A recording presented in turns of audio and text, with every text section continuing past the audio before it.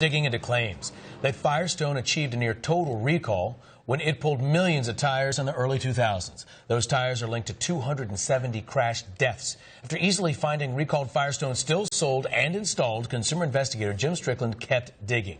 Jim, you were able to find Firestone's numbers just do not add up.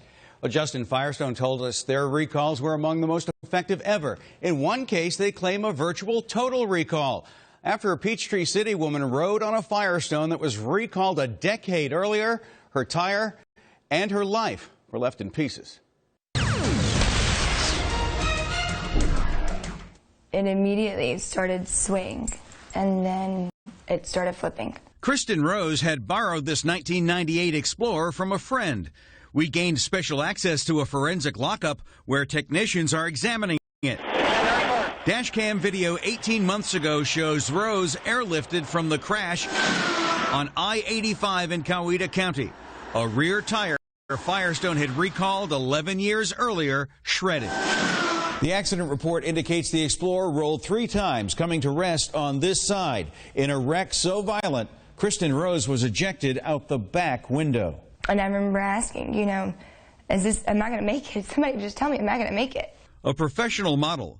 Rose is now scarred where surgeons had to close this gash. Whoa, yeah, be careful. She limps from a fractured hip. There you go. And cannot pick up her 4-year-old son. Nice. But she can demand answers. What was wrong with that tire? Something like that can affect my life the way it has. I want to know every detail. In an email, company Vice President Paul Oakley released figures showing that Firestone and Ford combined retrieved 83% of the tires on the road in the 2001 Firestone recall. Despite our repeated requests, Ford will not confirm it. The problem is that the numbers they're using don't reflect the actual filings they've made with NHTSA. In a filing with the National Highway Traffic Safety Administration, Firestone admitted it alone recovered 90,000 tires, a 12% success rate after 8 years of trying.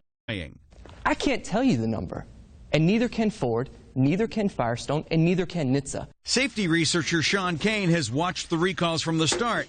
He says more baffling numbers surround Firestone's first recall in August 2000. The company claimed at the time 6.5 million recalled tires were still in service. That's less than half the tires actually covered. And I think that number is bogus. And the reason why is that these tires had incredibly long tread life. No idea how many they really took in and how many were really out there. We found one of those first recalls for sale 13 years later in a DeKalb tire shop. The Fed's top crash investigator says the typical recall is far less effective. To the best of my knowledge, it's 20% or lower. A BF Goodrich tire on a van headed to a church camp in Covington detreaded 18 months after recall. 2 people died. The National Transportation Safety Board is now investigating recalls gone wrong. Kristen Rose says drivers deserve a better system before the next tire shreds. It could be the car next to you. Now, the tire that shredded on Kristen Rose wasn't just recalled, it was dangerously old, 14 years old. Just today, NHTSA launched a safety campaign called TireWise to address aging and other tire safety issues. We have a link at WSBTV.com along with our research material and more on what Firestone told us about this story. Jim, thankfully, you've done so much work on this topic, from the age of tires, of course, the specifics in this one. Now, this has got national attention, what you first found last fall, right? That's right. In fact, we're teaming with ABC's chief investigative correspondent, Brian Ross, and other ABC affiliates in a coast-to-coast tire investigation.